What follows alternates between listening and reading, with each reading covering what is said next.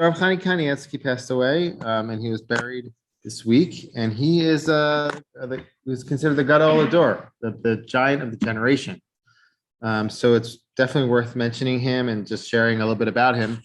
Chaim Kanievsky died at age 94. He studied. They call him the prince of the Torah, Sar HaTorah. Basically, he learned all day long. It says when people talk about him, they say they learn for 17 hours a day, just straight learning. Obviously, this isn't not everybody's able to do this, but when you see a phenomenon like this, it's worthy of pointing out. Many believe that he was in a protected generation with his learning. He only got thrust more into the public sphere in recent years. Rav Chaim was the previous Gadol, and he passed away in 2017. He kind of got thrust into that position.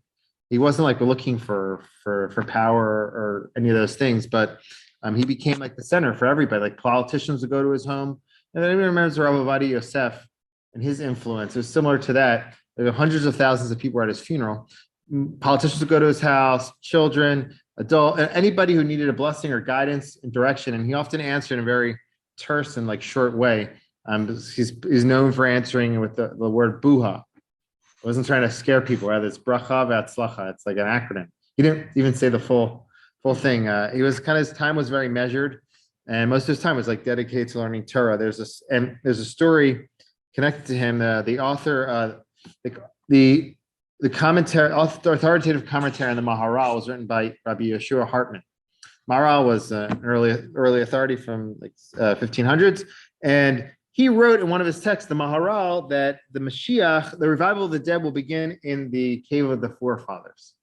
He made a statement.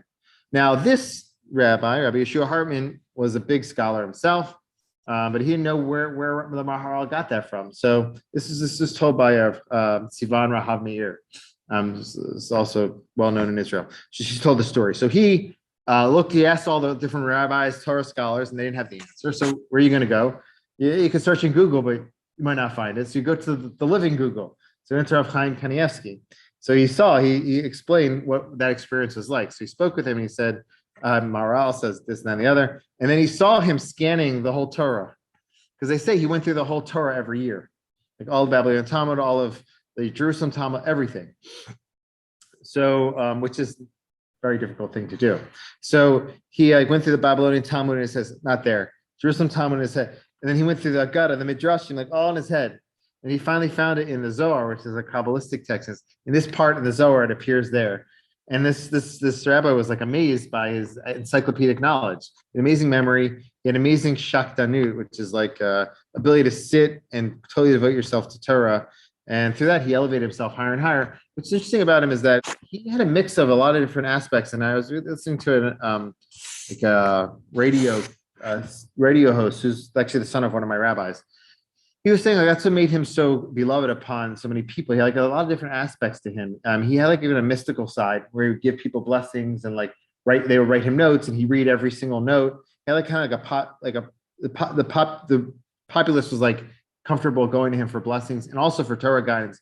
He published a lot in his life as well. When I think about him, and this is the level people aspire to. I would say none of us are kind of destined to live that kind of life of 17 hours a day. But I do think when you see a model like this, it reminds us it reminds us to maximize our time in this world and make the most out of what we're doing. There's a story with him and his wife. It says he would always wait for his wife. She was very supportive of. There's a whole book on her actually as well, Rebbitzin, how all of her wonderful deeds. She gave blessings too. There's a lot of written on her. She passed away before him.